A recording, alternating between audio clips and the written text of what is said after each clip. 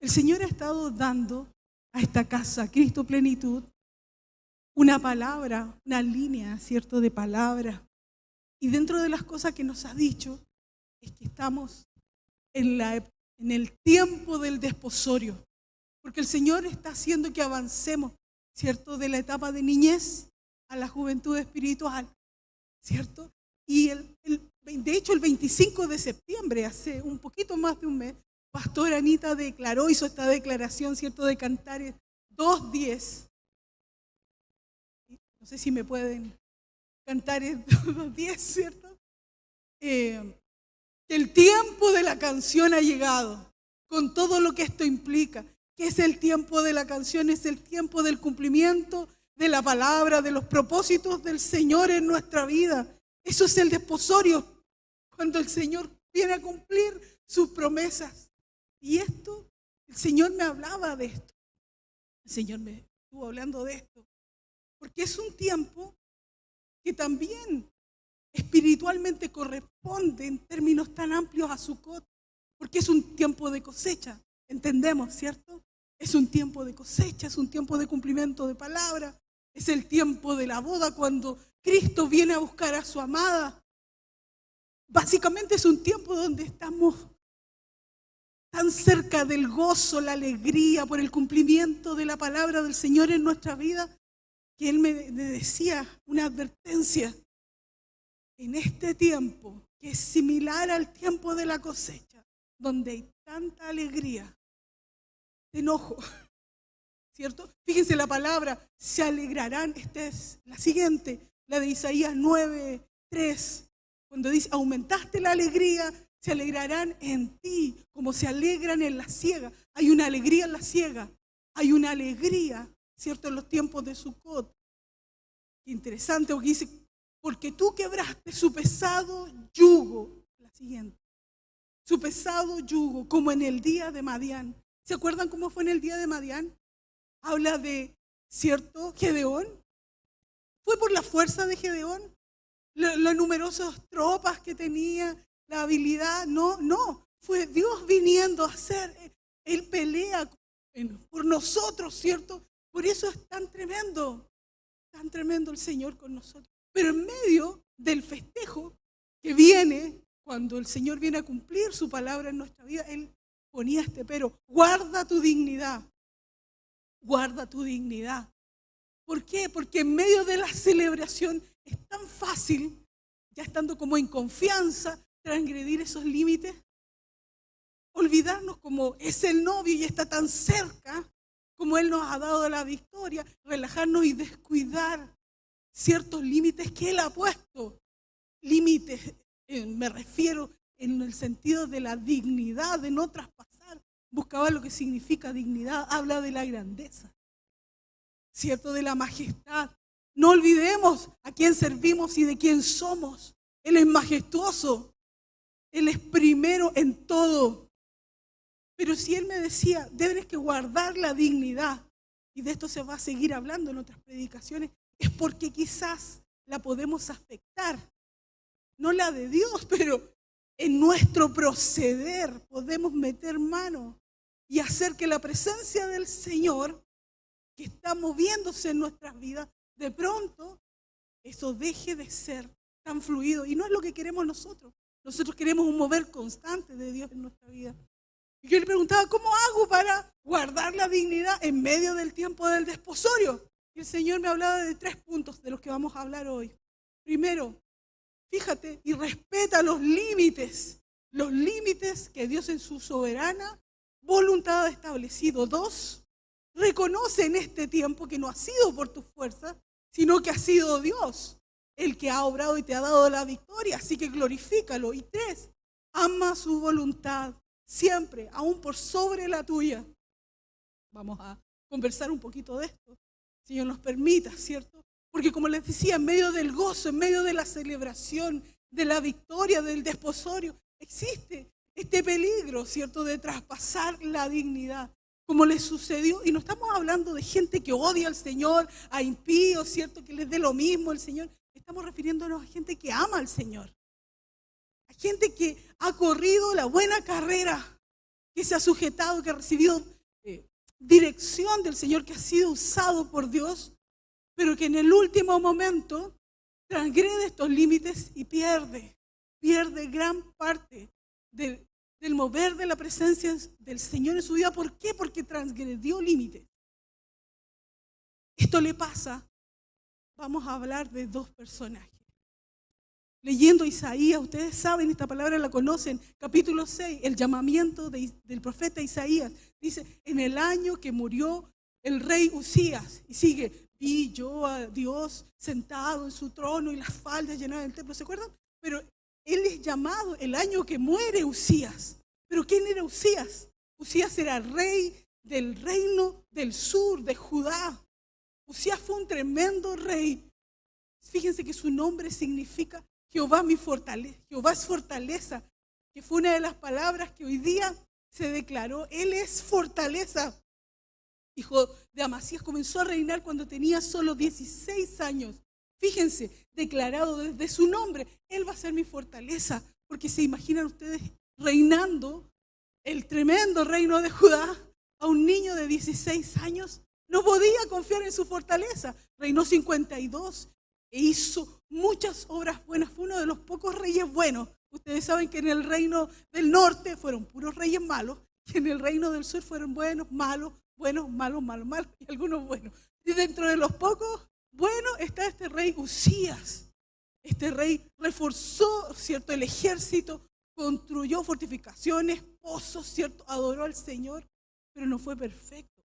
Ustedes lo pueden ver en 2 de Crónicas 26, del 1 al 15. Fíjense cómo se lo describe. Dice la palabra, hablando de Usías, hizo lo recto ante los ojos de Jehová, conforme a todas las cosas que hizo su padre Amasías, y persistió en buscar a Dios. Y durante el tiempo que lo buscó, Dios lo bendijo. Pero este Usías, que era tan tremendo, no era perfecto. No era perfecto. Y hacia el final de su carrera, lamentablemente, a pesar de haber sido un buen rey, hacia el final de la carrera, la embarró, ¿cierto? Y vemos entonces la caída de Usías. Este pasaje de 2 de Crónicas lo describe, del 26, del 16 al 33, 23. Dice que cuando ya era fuerte, su corazón se enalteció para su ruina. Cuando ya era fuerte. ¿Cuál era el nombre? ¿Cuál era el significado del nombre Usías? ¿Pero quién es fortaleza? Él. Jehová la fortaleza. Pero dice el versículo, cuando ya era fuerte, entonces ya no te necesito, Dios, porque como que ya me la puedo. Llevo más de 50 años reinando. Y en ese momento en que empezamos a soltar, ¿cierto?, nuestra confianza del Señor, nuestra dependencia del Señor, dice que su corazón se enalteció porque se consideró fuerte. Aunque lleves años en el Señor, aunque hayas visto milagros y profecías ocurrir delante de ti, no olvides que tu fortaleza es el Señor. No te afirmes en tu propia prudencia. ¿Se acuerdan? ¿Se acuerdan de Pablo, el corazón de Pablo? Que yo vea, el que te firme, mire que no caiga. No sea que yo habiendo sido heraldo, vaya a ser destituido. Ese es el corazón que debemos tener. No es que Dios nos va a traicionar. El punto es dónde ponemos nosotros nuestra confianza. ¿Cómo le pasó a esto a Usías? Se describe en este pasaje citado, porque llegó un momento en que él quiso atribuirse funciones sacerdotales. Y yo sé que muchos lo saben. Él, que era rey, no era sacerdote, porque era rey de la tribu de Judá. Hasta ese momento, los sacerdotes venían de otra tribu. ¿Alguien se acuerda de dónde? De la tribu de Leví. Entonces estamos hablando de un rey que desciende de la tribu de Judá. No puede ejercer funciones sacerdotales porque los sacerdotes descienden de la tribu de Leví. Por diseño, antes de la manifestación de Jesucristo, ningún rey podía ejercer funciones sacerdotales. No fue sino hasta la manifestación de Cristo que esto se vino a unir, porque en Él se hacen todas las cosas. Y alguien me podrá decir, ¿y Melquisedec? Melquisedec es como una visión de Cristo preencarnado, ¿cierto? Es una teofanía, es básicamente ver a Cristo. Por eso es que Él le da los diezmos de todo, ¿cierto? ¿Y qué más? Y la iglesia. Pero la iglesia, cuando toma cabeza en Cristo, es un pueblo de reyes y sacerdotes. Pero salvo esto, que es Cristo en esencia, nadie puede ejercer funciones de rey y sacerdote al mismo tiempo. Pero esto lo hizo Uzías. Uzías tomó un incensario e intentó meterse al templo a ofrecer incienso, que era una función sacerdotal. Los sacerdotes lo exhortan, le dicen: no te corresponde a ti, Uzías. Y dice la palabra que en ese momento él se llenó de ira, se ofendió, porque era rey. ¿Cómo le van a decir que no puede hacer ciertas cosas? ¿Cómo le van a decir que hay un límite que no se te permite transgredir? Y esto le pasó a Uzías. Se molestó y en el mismo momento que se encolerizó, dice que le brotó lepra en la frente y tuvo que ser sacado. Ya estaba en el lugar santo, si iba a ofrecer incienso, ¿cierto? Fíjense, el lugar santo, el lugar del desposorio, estamos acá, ¿cierto? Le brotó lepra en la frente, sus pensamientos, ¿cierto? Esos pájaros que lo traicionaron y lo contaminaron. Qué tremendo. Él fue leproso hasta el día de su muerte, enseña la palabra. Y es que en este tiempo, en el tiempo del desposorio, en el tiempo final, cuando estás viendo la victoria, te enojo de no transgredir los límites que el Señor en su soberana voluntad ha establecido para nosotros. Si Él hubiera continuado siendo humilde, reconociendo que Dios era su fortaleza, seguramente nada de esto pasaría. Pero ¿cómo se aplica esto en el día de hoy? Para los que son, por ejemplo, discipuladores, los que son líderes de ADN, pero también tiene una aplicación incluso a nivel familiar, los papás.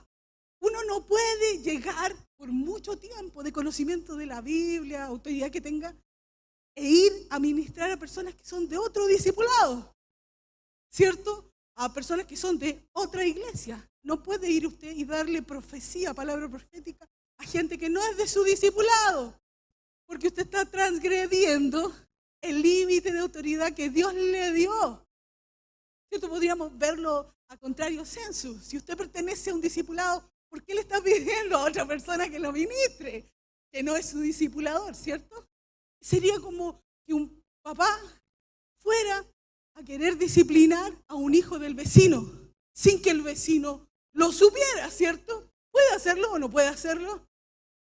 O sea, está pasando sobre toda la autoridad del otro. Y eso, fíjese, aunque le diga una buena palabra, aunque le hable de la Biblia, eso no va a ser bendito, porque usted y yo lo hubiéramos hecho de una manera ilegítima, legal. Dios no aprueba la transgresión de sus límites y de la forma de proceder de Él, por muy buen, entre comillas, corazón o intenciones que tengamos. Nuestro Dios es un Dios absolutamente legal. Fíjense que esto es tan cierto, si podemos avanzar, esto es tan cierto que la palabra, esta misma palabra, capítulo 6 de Isaías, en el año que murió el rey Uzías, continuó, dice: vi yo al Señor sentado en su trono alto y sublime, y sus faldas llenaban el templo. Fíjense, pasaje conocido, versículo 2, por sobre él habían serafines. ¿Se acuerdan de los seres de fuego? De los serafines. Fíjense la actitud tenían estos serafines. Versión Reina Valera, con 2 alas cubrían su rostro, con 2 alas cubrían sus pies y con otras 2 volaban, ¿cierto? O su cuerpo, dice. Pero cuando usted lo busca en la versión textual, no dice por encima de él, sino que dice a causa del acto traidor. Se había hecho estar de pie. Estamos hablando de la versión textual, que es la versión más nueva basada en los manuscritos más antiguos. Por eso la citamos, ¿cierto? Pero fíjense la diferencia. Reina Valera es una buena versión, pero dice por encima de él. Biblia textual dice, a causa del acto traidor se había hecho que los serafines estén de pie y que con 2 alas se tapen el rostro. O sea, uno solo puede lucubrar cómo habrá sido la posición de los serafines antes de la caída de Lucifer, antes de la caída de Lucero. ¿Por qué se les hizo taparse el rostro ante estos seres de fuego que están en la presencia del Señor? Porque lo que le pasó a ese querubín fue que estaba tan viendo al Señor cara a cara, que en medio de la confianza, ¿cierto? Osó decir, si yo soy mejor que el Señor, haré mi trono. Ustedes lo ven, ¿cierto? Isaías 14, Ezequiel 28, creo que están relatadas las caídas ¿cierto?, del príncipe de Tiro, de la caída de Lucifer, porque y la pastora nos ha hablado de esto, en los tiempos como de mucha confianza, no porque usted tenga confianza con el pastor o con un líder, puede llegar a transgredir. Hay un límite espiritual de autoridad. Es como cuando el mundo te dice que los hijos tienen que ser tu amigo, ¿cierto? Yo soy amigo de mi hijo. Y eso es lo que piensa el Señor. Claro, y los hijos le dicen, ya, pues viejo, tal por cual. Transgredimos límites. Ofendemos. Se habla mucho del daño de los padres a los hijos, pero hay mucho daño de los hijos a los padres también. Cuando hay traspaso de límites, porque el Señor manda, honra a padre y madre. Pero es que este caballero me abandonó, esta persona no es buena. No está diciendo solo si son buenos. Honra a padre y madre. Hay un principio de honra, hay un límite de honra que el Señor establece. Fíjense que estos serafines tenían que cubrirse. Qué tremendo. Porque hubo un querubín que estaba en la base, ¿cierto?, en el monte del testimonio, el querubín protector, que en medio de la gloria, viendo cara a cara a Dios, se torció, transgredió el límite e hizo caer a la tercera parte de los ángeles, ¿cierto?, de las criaturas espirituales. Y usted puede ver en Judas cómo se las describe a estos ángeles. Creo que lo puse. Dice que ellos no guardaron la dignidad. Estos ángeles no guardaron la dignidad. Y el Señor, ¿qué está diciendo? Guarda tu dignidad. Esta es una palabra que no es tan bonita, pero es para este tiempo. El Señor está diciendo, porque esto no le está hablando los ángeles que no guardaron su dignidad. Judas 1:6. Así se los describe. Qué tremendo. Traspasamos el límite, estamos afectando la dignidad. Estamos afectando un límite de dignidad. Y estamos hablando, por ejemplo, el rey Uzías era un rey que amaba a Dios, que lo sirvió en su vida, pero que en el momento final, el tiempo de la cosecha, el tiempo de la victoria, el final de la carrera, transgredió el límite. Lo mismo le pasó a otro personaje del que hemos venido hablando mucho, y por lo tanto usted y yo lo conocemos, Gedeón. Vamos a hablar un poquito de Gedeón, de la caída de Gedeón. Gedeón era un juez tremendamente usado. Tremendamente usado. Sabemos lo que pasó, cómo él, ¿cierto?, confrontó, ¿cierto?, a los que venían a robar las cosechas. Cómo el Señor le dio la autoridad para que junto con Efraín fueran y cazaran a Oreb y a Zeb. ¿Se acuerdan? Lo hemos estado estudiando, campamento, el último y el penúltimo y todos los discipulados, ¿cierto? Que cuando ya habían capturado a Oreb y Zeb, él solito se va, junto con su gente se va a capturar a Seba y a Salmuna, que eran los otros dos príncipes madianitas, aparte de Oreb y Zeb. Y dice la palabra que cuando le hicieron la acorralada, ¿cierto?, los pillaron, finalmente los capturaron a Seba y a Salmuna, ocurrió un evento bien curioso, no está aquí relatado, pero está en el mismo Jueces 8, usted lo puede ver. Cuando los capturaron, lo que hacen Seba y Salmuna es empezar a provocarlo. Lo humillan a él, entre otras cosas porque tenía un hijo, que era su primogénito, que ellos le dijeron, ya, pues si tiene tanto valor, que él nos mate. Pero como el niño no se atrevió a matarlo, lo empezaron a despreciar a él, lo empezaron a humillar. ¿Y qué pasó en Gedeón con eso? Él guardó la ofensa. Fue él y los mató. ¿Sabéis que escuchar la voz de la ofensa es tremendo? La voz de la ofensa es una semilla que se introduce en uno, genera raíces y puede generar un brote y dar frutos. Y esta cosa nos inhabilita. Lo que le pasó acto seguido a Gedeón es que él, después que mata a Seba y a Salmuna, toma las lunetas, dice la palabra ahí, y a los príncipes de Madián, y les pide los zarcillos de oro a los ismaelitas. Y toma todas esas piezas de oro, pero que eran objeto de anatema, eran piezas malditas porque venían de Ismael y venían de Madián, y hace un efod hace un efod y lo coloca en su ciudad natal, que era Ofra. Y dice que el pueblo, la palabra dice que el pueblo, lo tienen ahí 27, se prostituyó detrás del efod. Y dice la palabra que fue una trampa para Gedeón. ¿Por qué? ¿Qué le pasó a Gedeón? Lo hemos visto, cómo con un grupo de 300, en grupos de 100, venció a unos tremendos, cierta cantidad de ejércitos, 32,000. ¿Cómo le pasa? Yo le preguntaba al Señor, ¿cómo le pasa esto a Gedeón? ¿Acaso al principio él no había matado ¿se acuerdan? A los Baales de su papá, de la casa del papá, a las figuras de acera, lo quemó y todo el pueblo se le vino encima y le pusieron Jerobal, porque el papá dijo, si se fue en contra de Baal, que Baal contienda por él. Entonces le pusieron en vez de Gedeón Jerobal, ¿cierto? Que es que Baal contienda. Pero el punto es, ¿cómo es posible que apareciera de nuevo hacia el final de sus días, esta conexión con la idolatría, esta trampa? ¿Cómo puede alguien agarrar del oro de los madianitas, sabiendo quiénes eran los madianitas, y del oro de los ismaelitas, y hacer algo que parece espiritual? Algo que parece que te va a servir para adorar al Señor. Pero eso no ocurrió en el pasado nomás. Cuando nosotros queremos hacer, agarrando mezclas, hacer algo como para adorar al Señor, pero que no es conforme a su propósito, Dios no lo acepta. Tú no le puedes encajar tu gusto de música. Que porque a ti te gusta el reggaetón, vamos a hacer un reggaetón cristiano. Es un ejemplo. No quiero ofender a nadie. Uno no le puede encajar su gusto al Señor.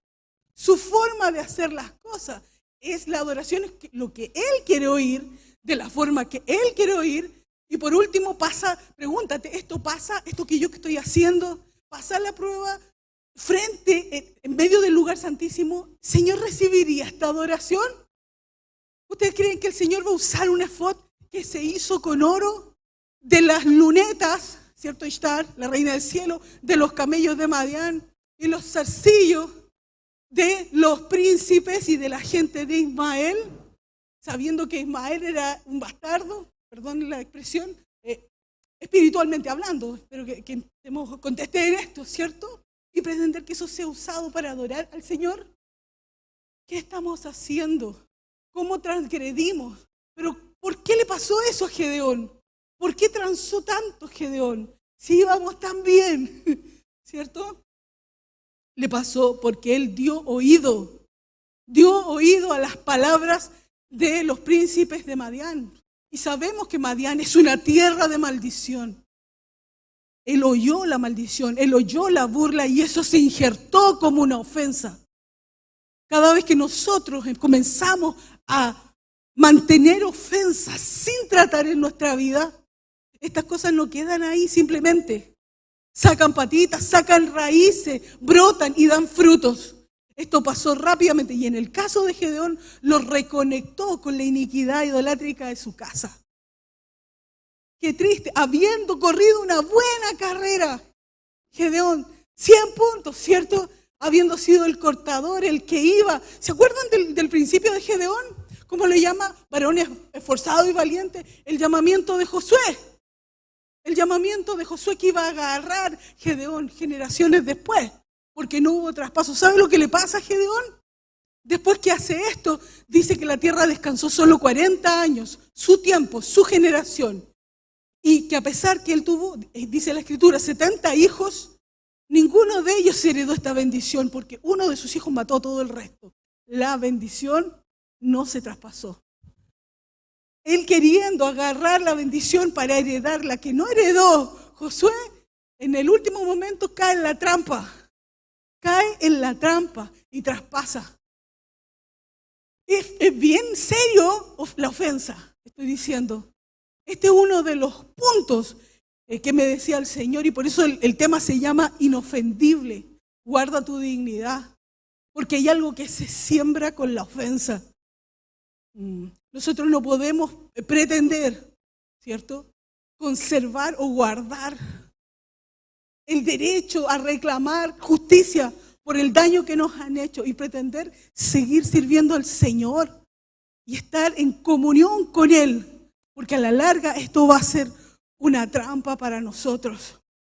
La palabra, si podemos seguir, en Isaías 3 hay un pasaje, que estos pasajes nos muestran la conexión, que es en el momento que Dios es exaltado, Él lo que hace es abatir al orgulloso y quitarle idolatría. Siempre que Dios esté obrando así en nuestra vida, va a tratar con nuestro orgullo, con nuestra altivez y con la idolatría. Pero si vemos que reaparece la idolatría, de la mano está la altivez y el orgullo. Hemos traspasado un límite. Nosotros tenemos que, como pueblo de Dios, ver bien, mira cómo andes, dice la palabra, mira cómo andes. Porque Gedeón, cuando dejó que se abrigara en él esta semilla de la ofensa, comenzó a moverse en una plataforma de ofensa. Sigamos. Hay una plataforma de ofensa. Y puede que nos ofendamos, y aquí se asemeja un poco, pero no es lo mismo con el rechazo. Puede que uno efectivamente haya sido ofendido, y estoy hablando de gente que ama al Señor, porque estas palabras es para nosotros, no es para incrédulos. Que ames al Señor y aún así te ofendan, puede pasar. Le puede pasar a un hijo de Dios que lo ofenda. Le pasó a Jesucristo, no nos va a pasar a nosotros, ¿cierto? O que uno percibe que lo ofendan, uno cree que lo ofendan. Y cuando pasa esto y se empieza a anidar esta semilla, nos volvemos gente ofendidiza. Cuando nos volvemos gente ofendidiza, empezamos incluso a analizar y a suponer las malas intenciones en el otro. Terminamos yéndonos contra la autoridad. La gente ofendidiza que no trata su ofensa porque le da vergüenza, porque piensa que ponerlo así parece como débil y nunca lo solucione. Esa cosa es una tremenda planta que al final te lleva a apartarte del cuerpo de Cristo. Gente cristiana, pastores, líderes, gente de adoración, que en este momento está en sus casas diciendo, si no es necesario congregarse para ser hijo de Dios. ¿Lo ha escuchado? ¿Qué les pasó a esas personas ofendidizas? Vivieron sucesos difíciles, pero nunca lo trataron. La ofensa que no tratamos va a establecernos en una plataforma de amargura. Esa amargura es terrible. Esa amargura que viene por la ofensa te aparta de la presencia de Dios. Señor, nos libre. Y el problema es, seguimos tirando el hilo, nos apartamos de la iglesia, pero ¿qué tal? Y pregúntese usted, que muchas veces incluso tenemos sentimientos de ofensa de Dios. Hay quienes están acá y que sí se sienten o se han sentido ofendidos por Dios, porque le pidieron algo a Dios y Dios no le contestó de la manera que usted quería. La persona que usted oró porque se sanara murió, ¿cierto? Esa persona que usted quería para su vida lo rechazó. Usted le pidió servir al Señor en la iglesia en tal cosa y nunca lo llamaron, ¿cierto? Nunca eligieron a una persona que según usted o según yo, no querían tanto hacer eso que yo quería y que yo me había preparado para, ¿cierto? Y empieza a alojarse la ofensa en nosotros. La ofensa se transforma en hiel de amargura. Y aunque no lo decimos, pensamos, Señor, fuiste injusto con nosotros. Yo te serví. A veces la ofensa, ¿sabe qué se produce? Porque uno genera expectativas muy grandes de las personas, pero expectativas que uno se las inventa en realidad, ¿cierto? Yo pienso que esta persona, como yo le he dado tanto favor, tanto cariño, le he ayudado tanto, entonces en algún momento me va a ayudar a mí, ¿cierto? Hermanos que piensan que cuando, ¿cierto?, los otros hermanos por fin se reciban y comiencen a recibir un sueldo, se van a poner con la casa. Y los hermanos se van y empiezan a vivir su vida. Porque nosotros generamos la expectativa. Dios te dijo que era así. No, pero nosotros lo pensamos. Nosotros pensamos que ellos iban a ser agradecidos y que se iban a poner. Pero no fue así. Tenemos expectativas, generamos mucha expectativa respecto de la gente, generamos muchas expectativas respecto de nuestros pastores, de nuestros discipuladores. Y ¿sabe? Somos gente de carne y hueso. Realmente generamos falta de expectativas que Dios no ha puesto en nosotros y nos ofendemos cuando no se cumplen. Las expectativas que debemos admitir en nuestra vida son aquellas que Dios coloque, los propósitos que Dios coloque. El gran problema de esto es, palabra siguiente, que la palabra nos dice, fíjate, es porque estamos en el punto del lugar santo, ¿cierto? Sigamos. La palabra nos dice, otra más. Acá, Hebreos 12 nos dice, fíjense, esto es una instrucción, una orden del Señor. Fíjense lo que ordena el Señor. Seguid la paz con todos y la santidad. Fíjense, dos instrucciones. Paz con todos, contra los que me llevo bien y los que no me llevo bien. Tienes que intentar estar en paz con todos, porque si no lo estamos, fíjense cuál es la consecuencia, sin la cual nadie verá al Señor. Estamos en tiempos del lugar santo. Se supone que aquí se va a abrir la gran visión. Pero si mantenemos la ofensa, si alojamos esa amargura por lo que nos hicieron, a veces estamos ofendidos por lo que nos hicieron en la iglesia anterior, de la cual nos fuimos enojados, ¿cierto? Y nunca tratamos eso, ¿cierto? Pero el Señor dice que es lamentable en un tiempo donde se tiene que abrir la gran visión, porque nosotros insistimos en no estar en paz con la gente. ¿Qué pasa con la visión? Es cegada, es velada, es quitada, y estás en medio de un mover espiritual tremendo del Señor, y Dios te quiere, ¿cierto? Se quiere mostrar a tu vida, pero no es legal que se te quite la capacidad de ver lo espiritual. Y de pronto ya no escuchamos tanto como escuchábamos al principio al Señor, ¿cierto? Y en medio de una gran gloria, nosotros percibimos solo destellos. ¿No será acaso, eso preguntémonos cada uno, ¿no será acaso que tenemos temas de ofensas no tratadas? Porque el Señor dice, ¿cierto? Seguid la paz con todos, porque sin esto nadie verá al Señor. Y sigue, analiza, ¿cómo puedo saber esto yo? Mira bien, si acaso no tienes brotando en ti una raíz, versículo 15, de amargura, porque te va a contaminar a ti y va a contaminar a todo el resto. ¡Qué tremendo! A veces tenemos amarguras heredadas de las casas. Porque cuando tú escuchas el hablar, ¿cierto? Algunos, la palabra habla como de lodo, ¿cierto? Que las personas que con violentas, como que tiran lodo de iniquidad, espiritualmente hablando, se mueve la amargura y contamina al resto espiritualmente. Afecta el ambiente, afecta la casa, la amargura. No es algo que no genere consecuencias. El Señor nos está diciendo que tenemos en estos tiempos de juventud, que tratar esas ofensas para que no nos quiten la visión. Eso es lo que el Señor me decía. ¿Saben por qué? Porque hay una cosa más. Las ofensas en este tiempo, en el tiempo del desposorio, en el tiempo del lugar santo, no es que pueden venir, van a venir. Y no es que usted se les va a encontrar porque alguien es malo. El Señor va a permitir que usted sea ofendido y que yo sea ofendida. Suena raro, pero el Señor lo va a permitir porque tiene que pesarse nuestra reacción. Porque al lugar santo avanzan no los niños con pataletas, avanzan la gente que va adquiriendo madurez espiritual. Fíjate, una más, por favor. Fíjate cómo primero de Pedro, cómo Pedro habla de Jesús, y esto también fue una palabra que apareció en la adoración, y no estábamos conectados, no saben el tema, de hecho se fueron. Pero que el Señor nos prueba, ¿cierto? No hay nadie.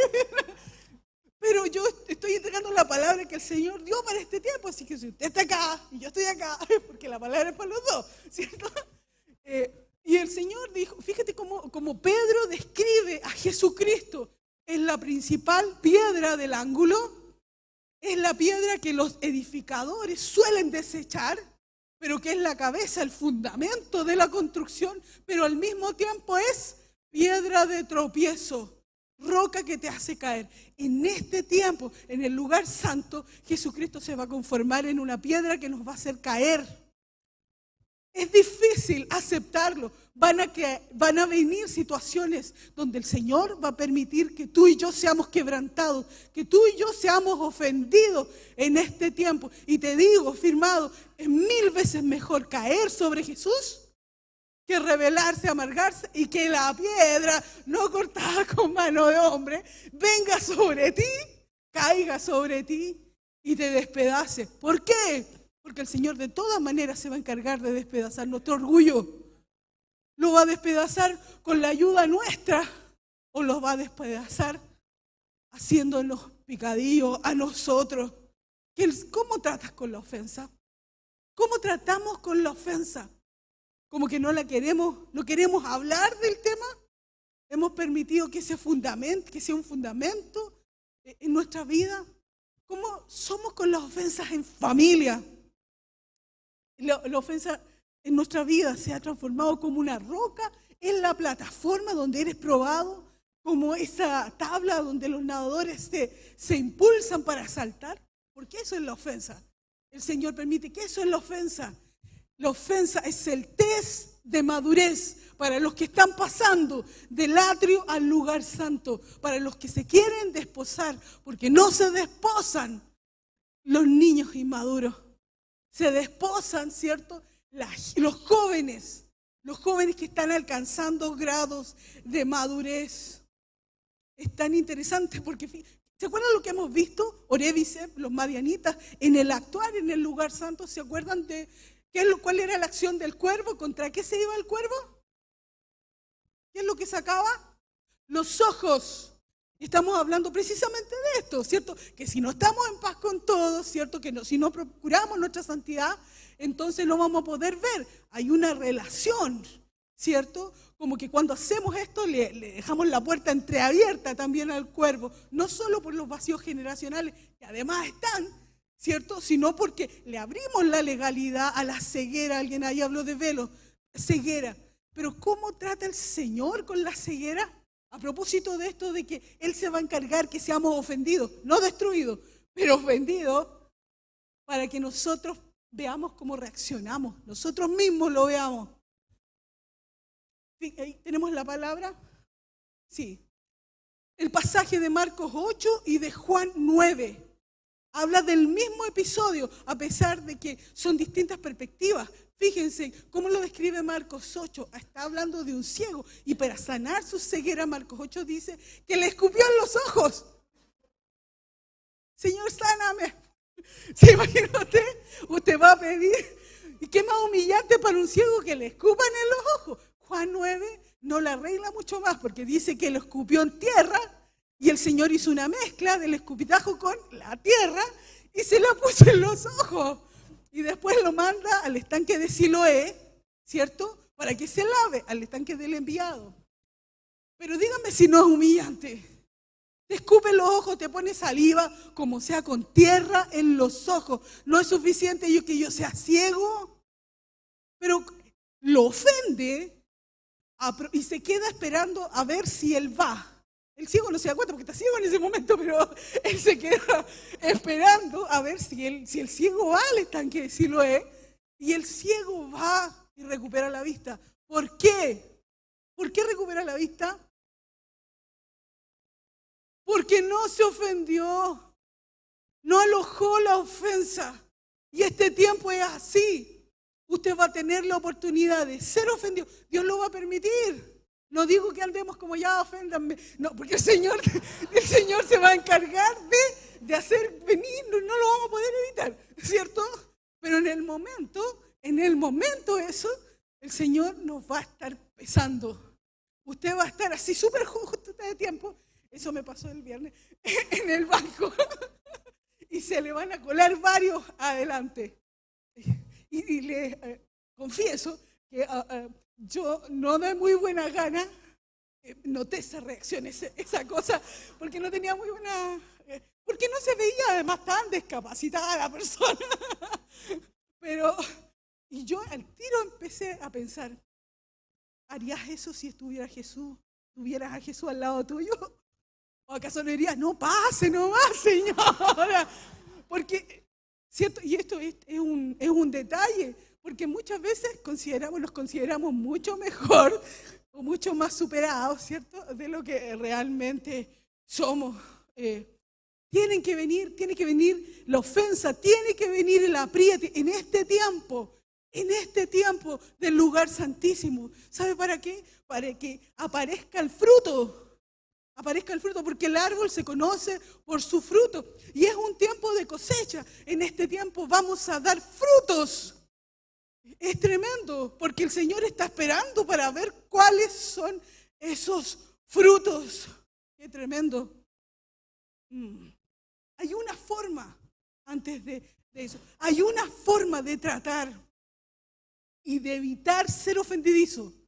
No me la voy a soltar porque es importante. Salmo 119, versículo 165.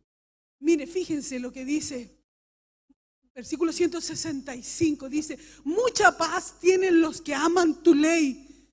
No hay para ellos tropiezo. En la versión en inglés dice que no hay para ellos ofensa, que nada los ofende. ¿A quién nada los ofende?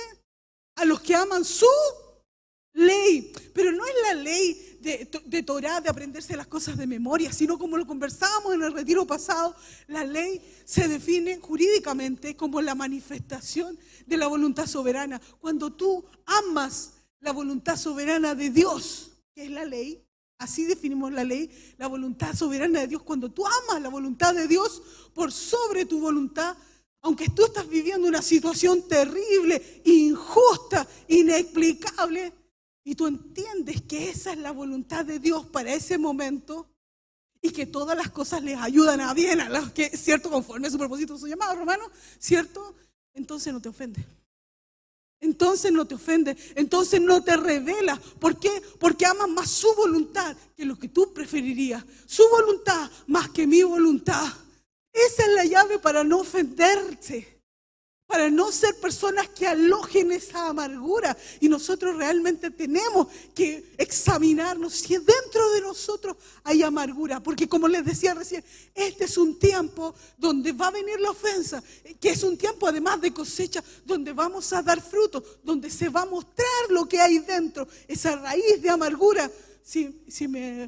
Porque ya se anunció Cantares, ya se anunció, ¿se acuerdan? Reina Valera 1960 dice, el tiempo de la canción ha llegado. Biblia textual, cuarta edición, dice, el tiempo de la poda ha llegado. Interesante. Tienen la misma raíz, la canción y la poda.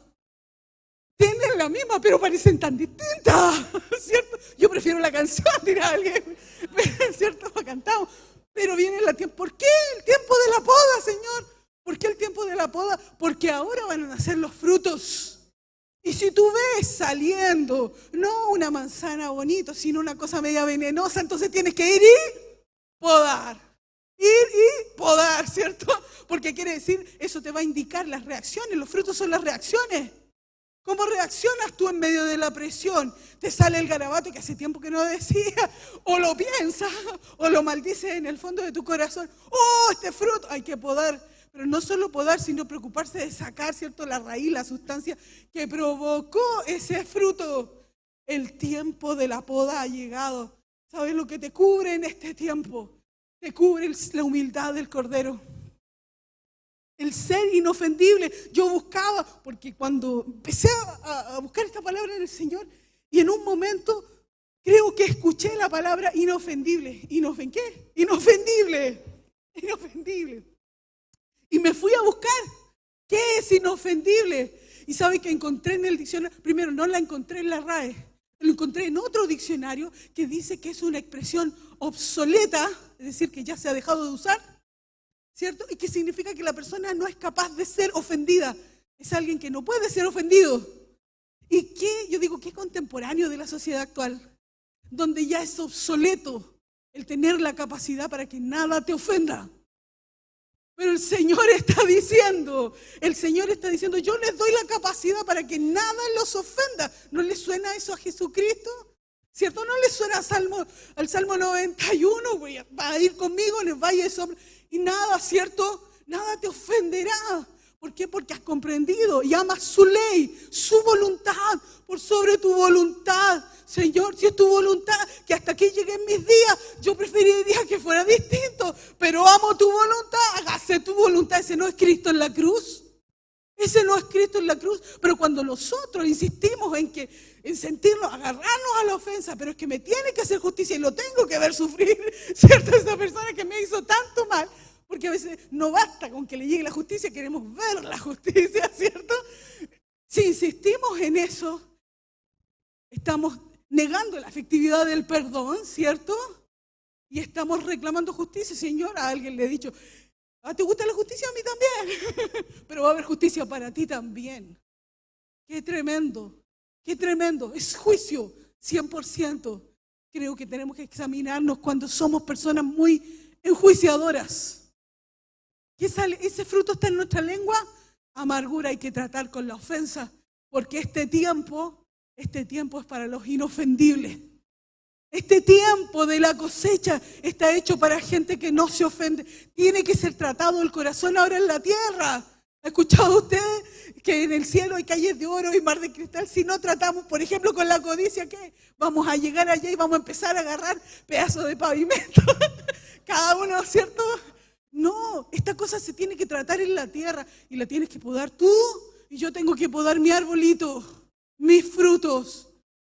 Que el Señor lo haga en este tiempo, que se desarrolle en nosotros el vástago, el nacer, la humildad de aquel, ¿cierto?, que nace de la simiente después de una poda salvaje donde queda solo el tocón del tronco de Isaí y nace el netzer, el nazareno en Cristo. Que la humildad del Señor se desarrolle en nosotros para que no nos alejemos de la iglesia solo porque alguien o realmente me ofendió o yo pensé que me ofendió. Oremos.